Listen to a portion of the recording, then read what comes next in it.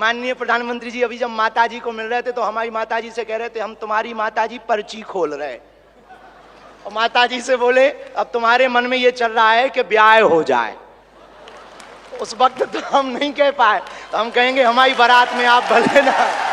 पूज्य गुरुदेव भगवान के द्वारा देश के प्रधानमंत्री जी को भेंट किया जा रहा है, इस आशा के साथ कि वे हनुमान जी उन्हें बल और सामर्थ्य दें कि वे देश की सेवा इसी तरह करें। अब मैं आग्रह करता हूं, बालाजी का एक विग्रह प्रधानमंत्री जी को भेंट किया जा रहा है। ये वो अनुपम छवि है बागेश्वर बालाजी की, जिनके दर्शनों के लिए देश और दुनिया के लोग बागेश्वर धाम आते हैं, रोते हुए आते हैं और हंसते हुए जाते हैं। ये वो विग्रह उन्हें भेंट किया गया। और अब धाम से जुड़ा साहित्य, गुरुदेव भगवान द्वारा रचित पुस्तक देश के जनमानस के लिए जो उन्होंने लिखी, सनातन धर्म क्या है, यह वो पुस्तक जो उन्होंने विद्यार्थियों को ध्यान में रखते हुए लिखी थी, सनातन धर्म की छोटी छोटी बातों से उन्हें अवगत कराने के लिए। और अब मैं आग्रह करता हूं कि एक स्मृति चिन्ह भी भेंट करें। इस स्मृति चिन्ह जो बागेश्वर जन सेवा समिति की ओर से इस विराट महोत्सव की स्मृति उन्हें दिलाता रहेगा। आप करतल ध्वनि से स्वागत करें। उपस्थिति में ये साहित्य और अंगवस्त्र वो देश के प्रधानमंत्री जी को भेंट कर रहे हैं आशीर्वाद स्वरूप, ताकि देश के प्रधानमंत्री जो दुनिया भर में रहने वाले करोड़ों हिंदुओं की आशाओं के प्रतीक हैं, उन आशाओं के संरक्षक हैं, वो इसी तरह देश की सेवा करते रहें। इन अनुपम पलों के साथ अब मैं आग्रह करता हूं बागेश्वर धाम सरकार यानी परम पूज्य गुरुदेव भगवान को कि वे आएं और अपनी वाणी से देश के यशस्वी प्रधानमंत्री जी का इस भव्य आयोजन में स्वागत करें। पूज्य गुरुदेव भगवान, आप सभी करतल ध्वनि से स्वागत करें।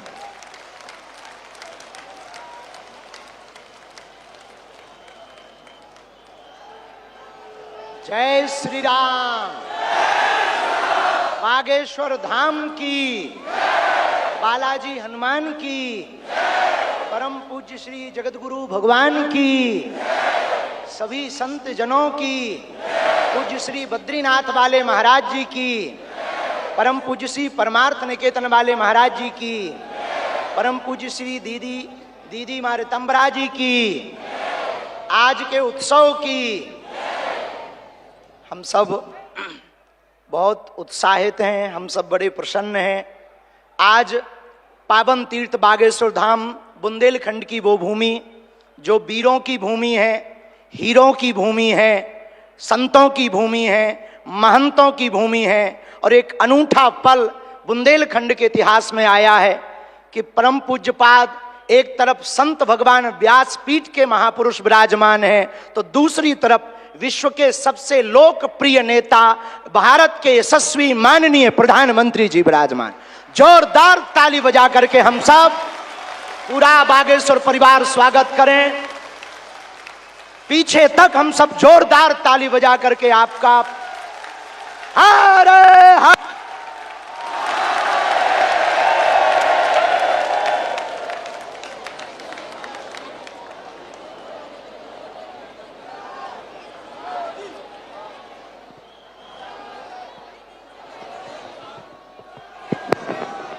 आज एक अनूठा, अद्भुत, अकल्पनीय पल आया है। बहुत से लोग यहाँ पर जो विराजमान और देश दुनिया में जो देख रहे हैं, हम सब बुंदेलखंड वासी माननीय प्रधानमंत्री जी का धन्यवाद कह कर करके थक जावें तब भी धन्यवाद नहीं चुकेगा, क्योंकि 60 दिन में दूसरी बार बुंदेलखंड के प्रति लाड़ और प्यार बरसाने के लिए आए हुए हैं। और वो प्रधानमंत्री जी जो अमेरिका में अगली पंक्ति में खड़े होकर के वहां के प्रधानमंत्री भी ट्रंप कहते हैं the great prime minister of India.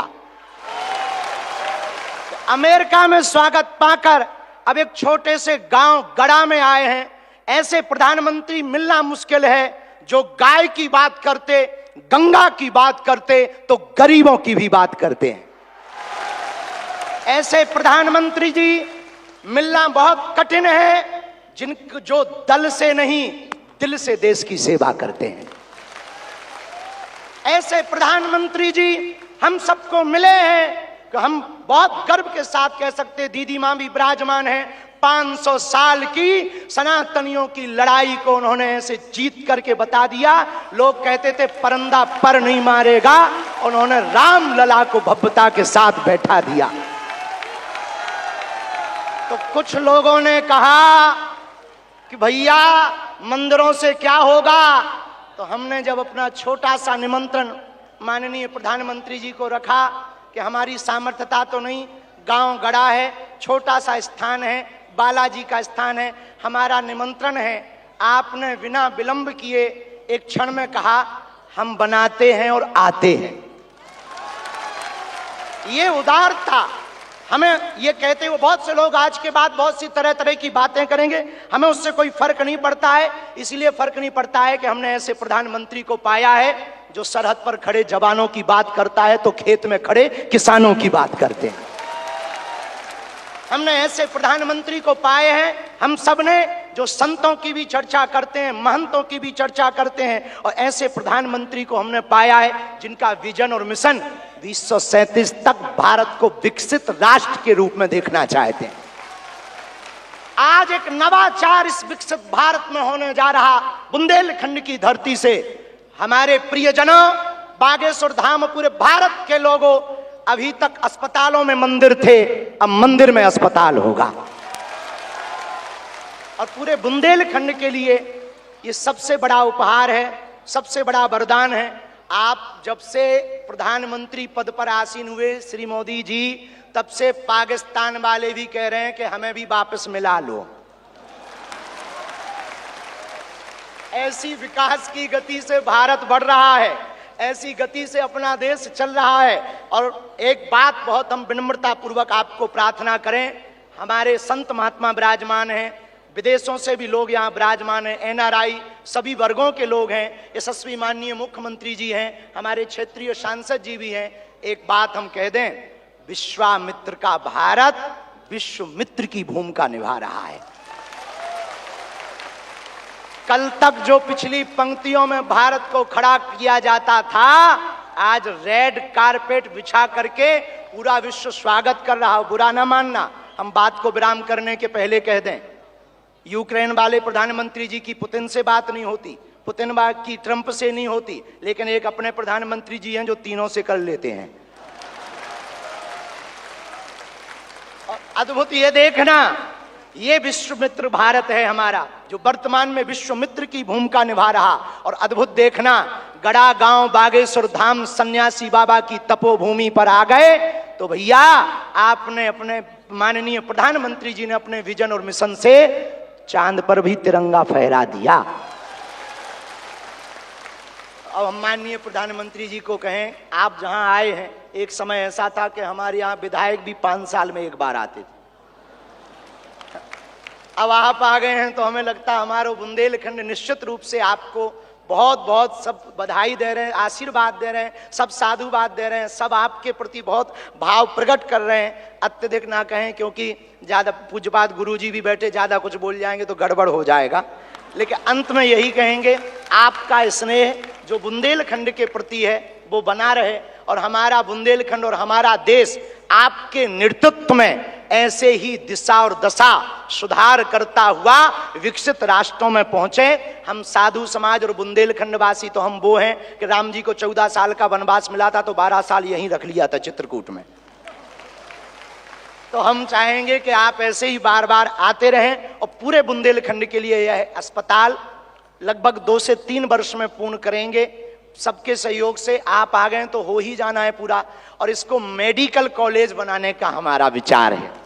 और बालाजी पूर्ण करवाएंगे, सन्यासी बाबा का तप इसको पूर्ण करवाएंगे। अब अस्पतालों से कृपा भी मिलेगी, दवा भी मिलेगी, ज्ञान भी होगा तो विज्ञान भी होगा।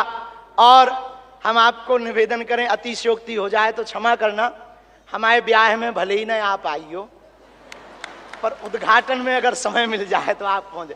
माननीय प्रधानमंत्री जी अभी जब माताजी को मिल रहे थे तो हमारी माताजी से कह रहे थे, हम तुम्हारी माताजी पर्ची खोल रहे। और माता जी से बोले अब तुम्हारे मन में ये चल रहा है कि ब्याह हो जाए। उस वक्त तो हम नहीं कह पाए, तो हम कहेंगे हमारी बारात में आप भले ना।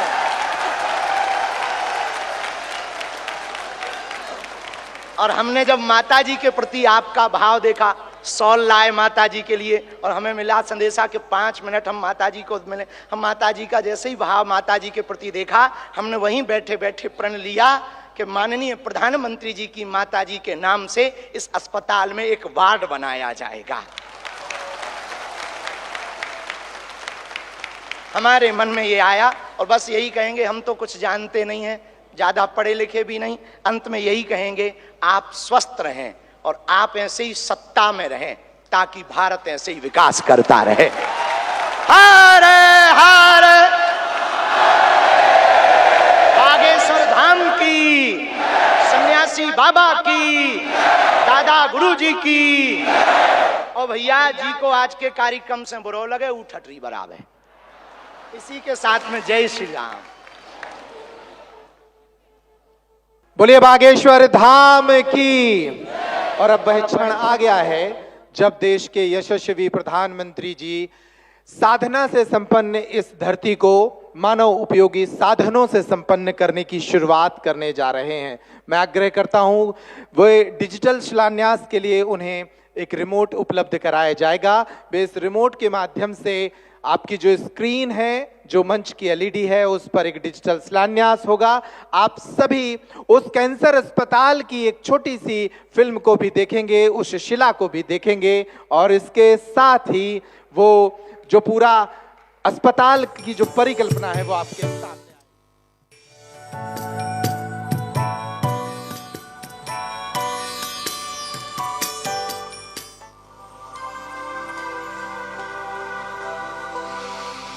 बीमारियों को पहले असाध्य माना जाता था, आज उनके इलाज मौजूद है। दुनिया ट्रीटमेंट के साथ ही वेलनेस को महत्व दे रही है, और वेलनेस की बात होती है तो इसमें भारत के पास हजारों वर्ष पुराना अनुभव है। बात ये है कि सब कोई मंदिर बनवाता है, हमने सोचा हम मंदिर नहीं, हम कैंसर हॉस्पिटल बनवाएंगे। अस्पताल में आपका स्वागत है, जो कि राष्ट्रीय और अंतर्राष्ट्रीय क्वालिटी स्टैंडर्ड्स का अनुपालन करता है, जैसे कि AERB, NABH, जो कि भारत का सबसे उच्चतम प्रत्यायन है, JCI, जो कि विश्व का सबसे उच्चतम प्रत्यायन है, और जहां 360 डिग्री पेशेंट केयर और पेशेंट एक्सपीरियंस का ध्यान रखा गया है। 4 व्हीलर पार्किंग, 2 व्हीलर पार्किंग की सुविधा, आरामदेह आगमन प्रस्थान की सुविधा, प्रतीक्षा और पंजीकरण के लिए एक अनोखा प्रांगण, जहां किसी को भी कतार में खड़े होने की आवश्यकता नहीं होगी। जब अस्पताल की बात आती है तो ये एक नया कॉन्सेप्ट है। एक अस्पताल जनरल वार्ड में प्रत्येक मरीज को धूप और प्राकृतिक वेंटिलेशन मिलेगा। तेज रिकवरी के लिए प्राकृतिक धूप के साथ अत्याधुनिक ICU, रेडियोलॉजी में प्रति मरीज 2 रिश्तेदारों के लिए आरामदायक प्रतीक्षा सुविधा। रेडियोलॉजी सेंटर में है लेटेस्ट टेक्नोलॉजी के CT, MRI, 3D sonography, digital x-ray और कई सारे अन्य डायग्नोस्टिक उपकरण। 24 घंटे रहने, खाने, नहाने की सुविधा देता है। तुम भी गर्व से कहोगे कि हाँ, हम बागेश्वर वाले हैं, यहाँ दुआ और दवा दोनों की व्यवस्था होगी।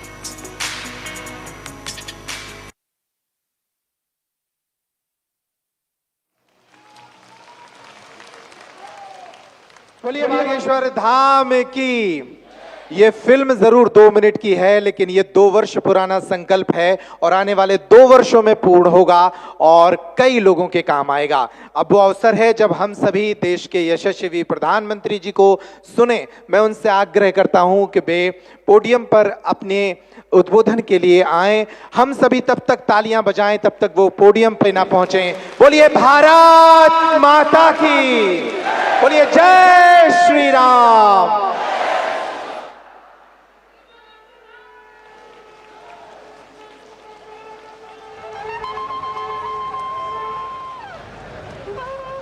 भैया हराओ बोलो, मतंगेश्वर भगवान की, बागेश्वर धाम की, जय जटाशंकर धाम की। अपुन औरण खां मोरी तरफ से दो ही हाथ जोड़ के राम राम जो। कार्यक्रम में उपस्थित मध्य प्रदेश के गवर्नर श्री मंगू भाई पटेल, मुख्यमंत्री भाई मोहन यादव जी, जगत गुरु पूज्य रामभद्राचार्य जी, बागेश्वर धाम के पीठाधीश्वर श्री धरेंद्र शास्त्री जी, दीदी मां साध्वी ऋतंबरा जी, स्वामी चिदानंद सरस्वती जी, महंत श्री बालक योगेश्वर दास जी, इसी क्षेत्र के सांसद विष्णुदेव शर्मा जी, अन्य महानुभाव और प्यारे भाई और बहनों, बहुत ही कम दिनों में मुझे दूसरी बार वीरों की इस धरती बुंदेलखंड आने का सौभाग्य मिला है। और इस बार तो बालाजी का बुलावा आया है।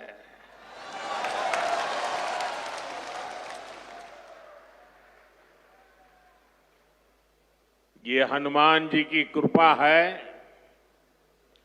कि आस्था का ये केंद्र अब आरोग्य का केंद्र भी बनने जा रहा है। अभी मैंने यहां Shri Bageshwar Dham medical science and research institute का भूमि पूजन किया है। ये संस्थान 10 एकड़ में बनेगा।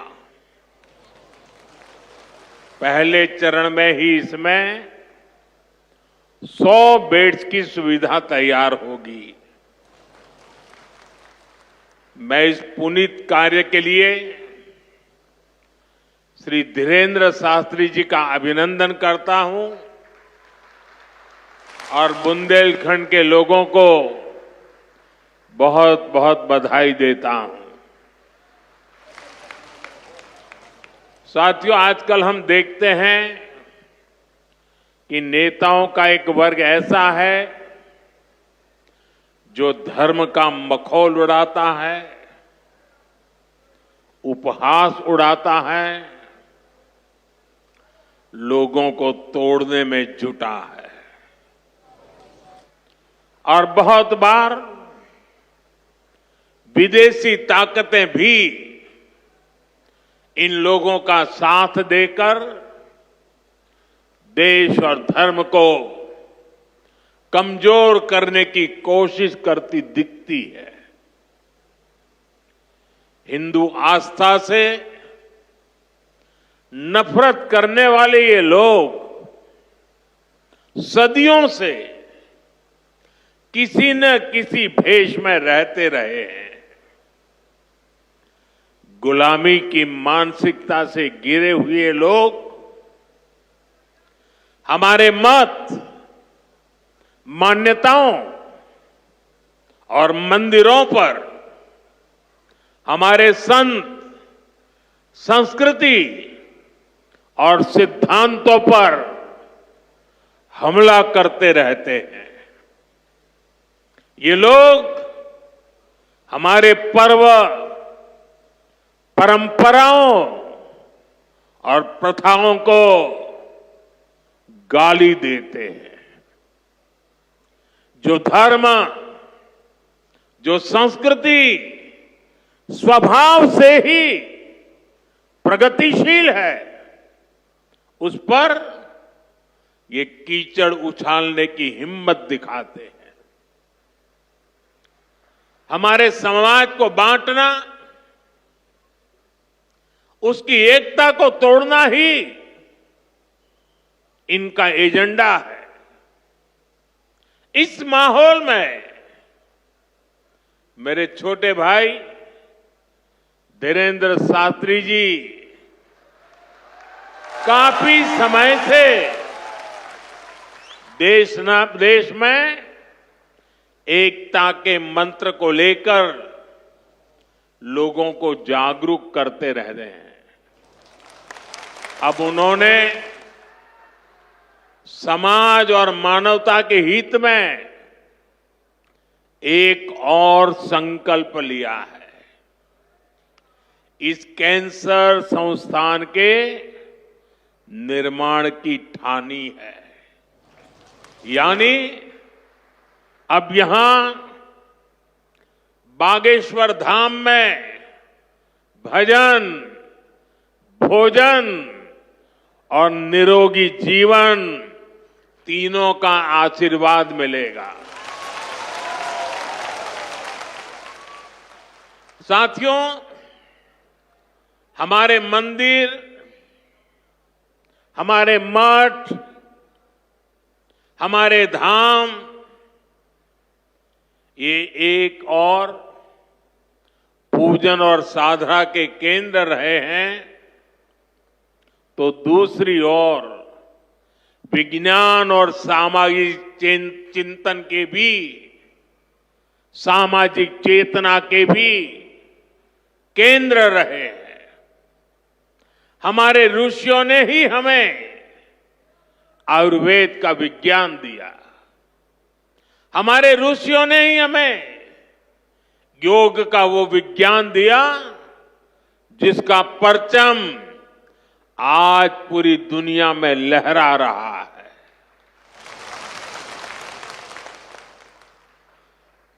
हमारी तो मान्यता ही है, परहित सरिस धर्म नहीं भाई, अर्थात दूसरों की सेवा, दूसरों की पीड़ा का निवारण ही धर्म है। इसलिए नर में नारायण, जीव में शिव, इस भाव से जीव मात्र की सेवा, यही हमारी परंपरा रही है। आजकल हम देख रहे हैं महाकुंभ की हर तरफ चर्चा हो रही है। महाकुंभ अब पूर्णता की ओर है। अब तक करोड़ों लोग वहां पहुंच चुके हैं। करोड़ों लोगों ने आस्था की डुबकी लगाई है, संतों के दर्शन किए हैं। अगर इस महाकुंभ की तरफ नजर करें तो सहज भाव उड़ जाता है, ये एकता का महाकुंभ है। आने वाली सदियों तक 144 वर्ष के बाद हुआ ये महाकुंभ एकता के महाकुंभ के रूप से प्रेरणा देता रहेगा और देश की एकता को मजबूती देने का अमृत परोसता रहेगा। लोग सेवा भाव से लगे हुए, जो भी कुंभ में गया है, एकता के दर्शन तो किए ही हैं, लेकिन जिन जिन से मेरा मिलना हुआ है, दो बातें महाकुंभ में गए हुए हर व्यक्ति के मुंह से हिंदुस्तान के कोने कोने में सुनाई देती है। एक, वे जी भर करके स्वच्छता कर्मियों की उनके गुणगान करते हैं। 24 घंटे जिस सेवा भाव से इस एकता के महाकुंभ में स्वच्छता के कार्य को संभाल रहे हैं, मैं आज उन सभी स्वच्छता के साथियों को आदरपूर्वक नमन करता हूं। दूसरी एक विशेषता है जो हमारे देश में बहुत कम सुनने को मिलती है, और इस बार मैं देख रहा हूं एकता के इस महाकुंभ से आए हुए हर यात्री कह रहा है कि इस बार एकता के महाकुंभ में पुलिस कर्मियों ने जो काम किया है, एक साधक की तरह, एक सेवाव्रती की तरह पूरी नम्रता के साथ देश के कोटि कोटि जनों को संभालना इस एकता के महाकुंभ में जिन पुलिस कर्मियों ने देश के लोगों का दिल जीत लिया है, वे भी बधाई के पात्र है। लेकिन भाइयों बहनों, प्रयागराज के इसी महाकुंभ में इसी सेवा भावना के साथ अनेक विध समाज सेवा के प्रकल्प चल रहे हैं, जिसकी तरफ मीडिया का तो ध्यान जाना बड़ा मुश्किल है, लेकिन ज्यादा चर्चा भी नहीं हुई है। अगर मैं सभी इस सेवा प्रकल्पों की चर्चा करूं तो शायद मेरा अगला कार्यक्रम डिस्टर्ब हो जाएगा, लेकिन मैं एक का उल्लेख करना चाहता हूं। इस एकता के महाकुंभ में नेत्र महाकुंभ चल रहा है। इस नेत्र महाकुंभ में देश के कोने कोने से आए हुए यात्री, गरीब परिवारों से आए हुए लोग, उनकी आंखों की जांच होती है, मुफ्त में होती है।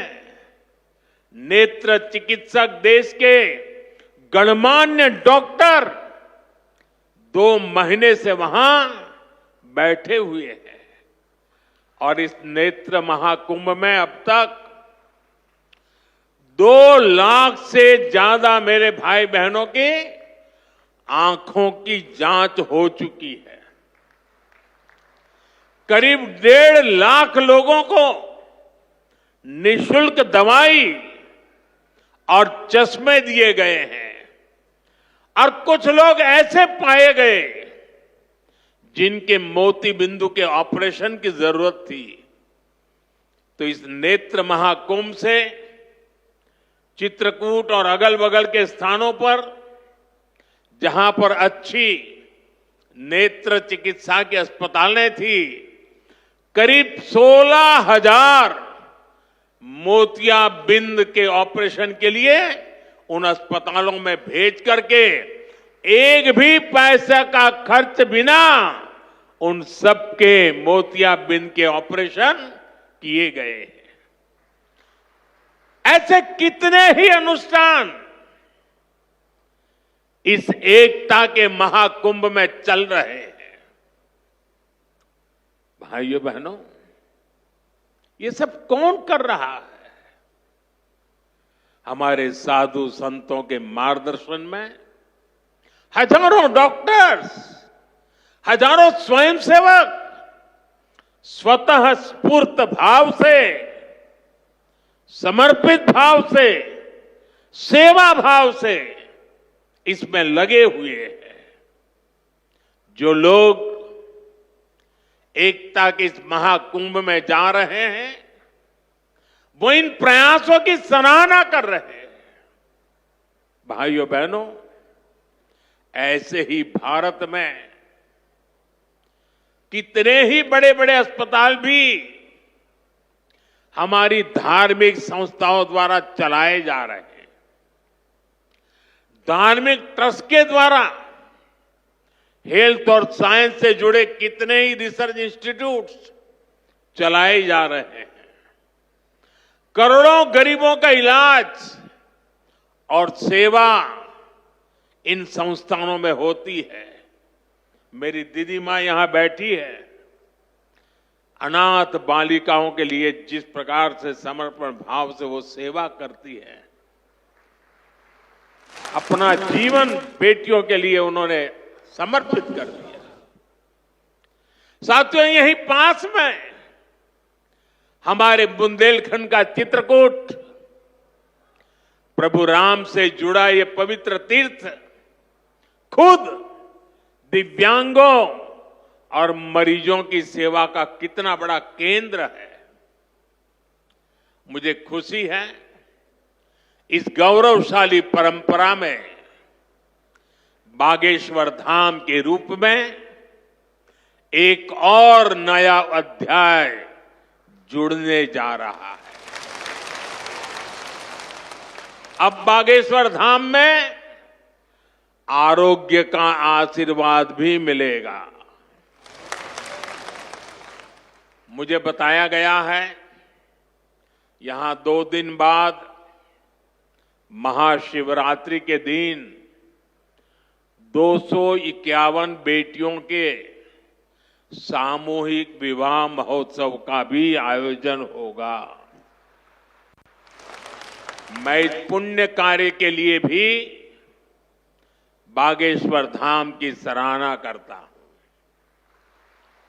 मैं सभी नवविवाहिता दंपतियों को, मेरी बेटियों को सुंदर और सुखी जीवन के लिए अग्रिम बधाई देता हूं, हृदय से आशीर्वाद देता हूं। साथियों, हमारे शास्त्रों में कहा गया है, शरीर माध्यम खलु धर्म साधनम, अर्थात हमारा शरीर, हमारा स्वास्थ्य ही हमारे धर्म, हमारे सुख और हमारी सफलता का सबसे बड़ा साधन है। इसलिए जब देश ने मुझे सेवा का अवसर दिया तो मैंने सबका साथ सबका विकास के मंत्र को सरकार का संकल्प बनाया। और सबका साथ सबका विकास के इस संकल्प का भी एक बड़ा आधार है सबका इलाज, सबको आरोग्य। इस विजन को पूरा करने के लिए हम अलग अलग स्तर पर फोकस कर रहे हैं। हमारा फोकस है बीमारी से बचाव पर। आप मुझे बताइए, यहां स्वच्छ भारत अभियान के तहत टॉयलेट, शौचालय हर गांव में बने हैं कि नहीं बने हैं? इससे आपकी मदद हुई कि नहीं हुई? आपको पता है, शौचालय बनने से एक और फायदा हुआ है। शौचालय बने हैं तो गंदगी से होने वाली बीमारियां भी कम हुई है। एक स्टडी कहती है, जिन घरों में शौचालय बने हैं वहां हजारों रुपये बीमारी पर खर्च होने से बचे हैं। साथियों, 2014 में हमारी सरकार आने से पहले हालात ये थी कि देश में गरीब जितना बीमारी से नहीं डरता था, उससे ज्यादा डर उसे इलाज के खर्च से लगता था। अगर परिवार में कोई एक व्यक्ति भी गंभीर बीमारी का शिकार हो जाए तो पूरा परिवार संकट में आ जाता था। मैं भी आप सबकी तरह गरीब परिवार से निकला हूं।